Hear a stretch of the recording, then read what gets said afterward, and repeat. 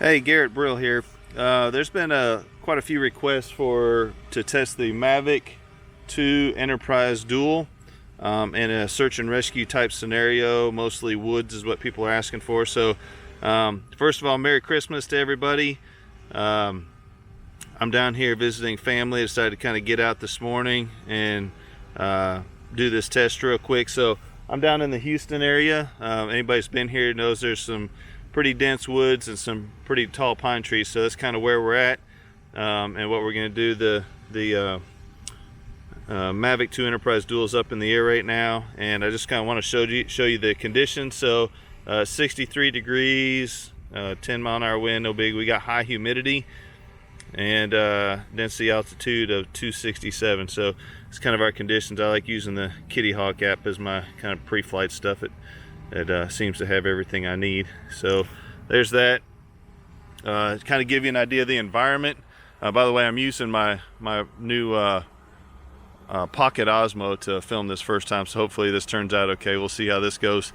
But anyway, this is the wooded area. Pretty dense woods. Definitely not anything you're going to run through, maybe tromp through.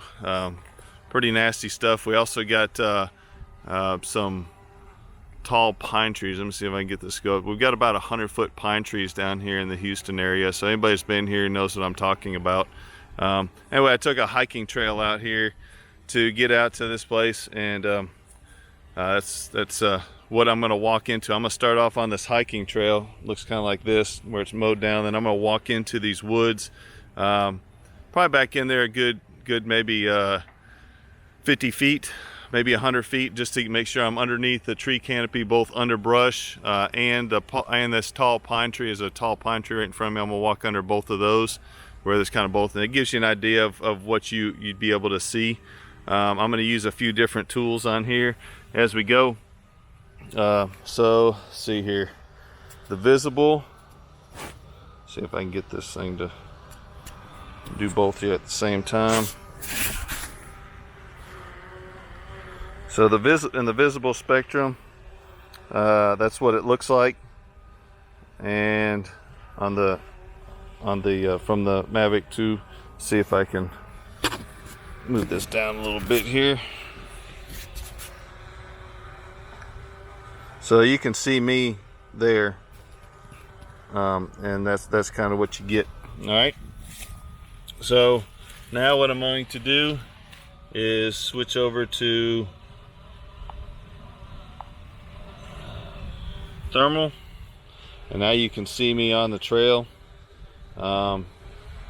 If I walk out on the trail itself, you can see the trail is cooler. It's just dirt, right? And you can see me pretty clear.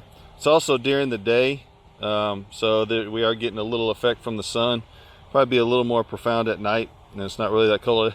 Hey, I do got to show y'all one thing. There's my my makeshift landing pad. I'm down here remote visiting family. I didn't really plan this out, so that's what I decided to land and take off from, kind of keep the dirt out of and just have something to land off of other than dirt. So anyway, so back to this thing. So here I am out there. I'm going to walk into these woods, into here, and you can see as I go into there, the woods are pink, showing up pink in this palette. Let me see if I can orientate that a little bit better.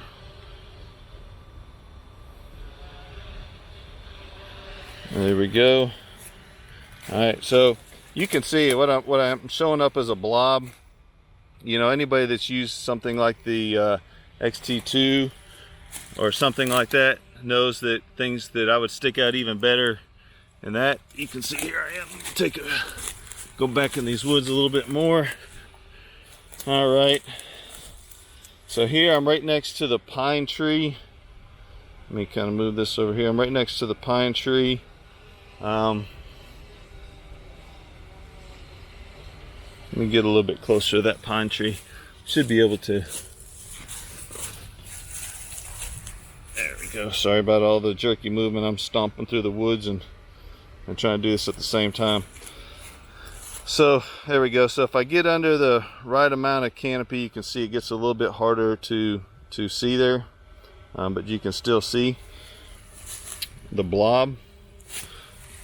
So let's try a few different tools here that might be able to help this thing out a little bit here. Let's see. Let's switch over to isotherm.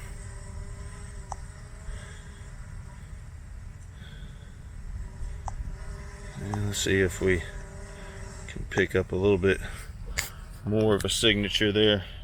Something that stands out a little bit more. That looks a little bit better.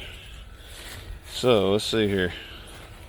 Let me walk around. Ooh, damn, running in the brush. Sorry for all the messed up stuff, but again, I'm walking through some woods. So there you see I'm using isotherm. And I know there's been a lot of debates on it back and forth about how much better isotherm is, but this should kind of tell you some of the things that we're seeing. Again, this is not under ideal conditions. It's not at night, anything like that. But I'm walking through woods. Again, I'm going to kind of bring this up and show you. I'm right here in the woods. Here's the canopy directly over me. So I've got a pretty good canopy there. Bring this back down to the screen. There, I'm going to walk through these woods a little bit more.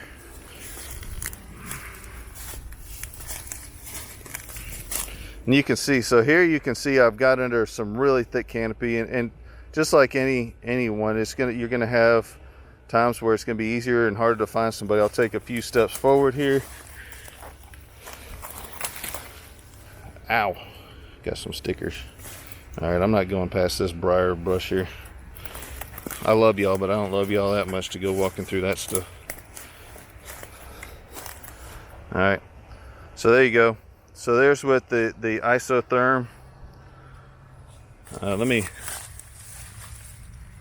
do this real quick here. So I'm gonna try to yell over a little bit. That's at 128 feet. Isotherm on. Palette that I'm using on this one is Hotspot ISO. All right, so I'm going to bring up one other tool here. I'm going to bring up my spot meter. All right, and so there I have it. If you can see it there, the mark indicating on me. There was some question on YouTube whether the spot will go to me or the person. Answer is yes, as long as everything else around it is cooler. In other words, if someone had a campfire over here, then obviously that spot would go to the campfire because it's finding the hottest spot. All right, so there's another method. In fact, we can turn isotherm off. It doesn't have to be with isotherm.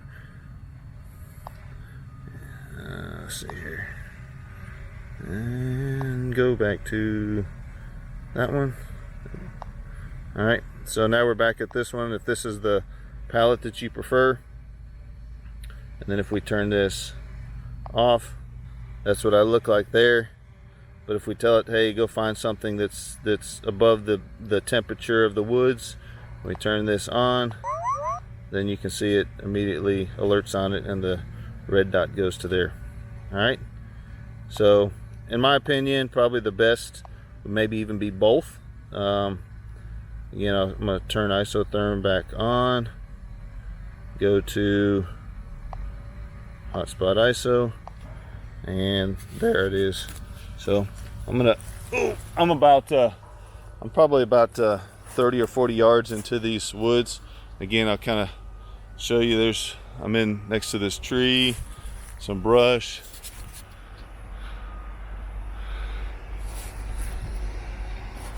And there's what it looks like on there.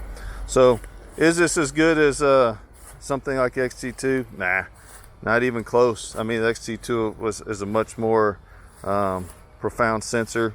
You see more detail, you can do a lot more. But people are asking, well, is this thing even usable for search and rescue? Looking at this, I'd have to say yes. I mean, it would definitely be, I think the best way probably to deploy this would be to, or especially like missing person. If this is a first on, say, police were looking for suspect or something like that, definitely, deploy this first, have this your lower altitude. and then maybe call in the XT or call in for some help for a higher altitude. Flying layers, don't think of just one UAS. This is a again good first on. Let me start walking out of here a little bit. Again, sorry for all the, I'm chomping through some pretty nasty brush here. You see, you can actually see the tree that I'm under right there. I don't know if you can see it in this video very well, but you can see the branches of the bigger tree that I'm under. I'm under an oak tree now. You can see my signature there. Now I'm going to kind of step back out into the open a little bit more. Oh, get out from underneath this tree. There we go. And there I'm out in the open more. So there's what it looks like. Here, let me kind of stepped out of the field of view here. There we go. So now I'm kind of open. You can see the trail. So I step back out on the edge of the trail. All right. And there's what isotherm looks like going down this trail.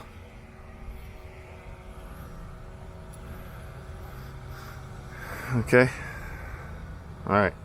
Anyway, I hope this kind of answers everybody's question. I know this is kind of a long drawn out video, but you know, you got to kind of show the conditions and everything and show where you're at. And again, where I'll kind of show you where I went. I'll point the camera back to where I went. I went and I tromped in the woods back past that pine tree.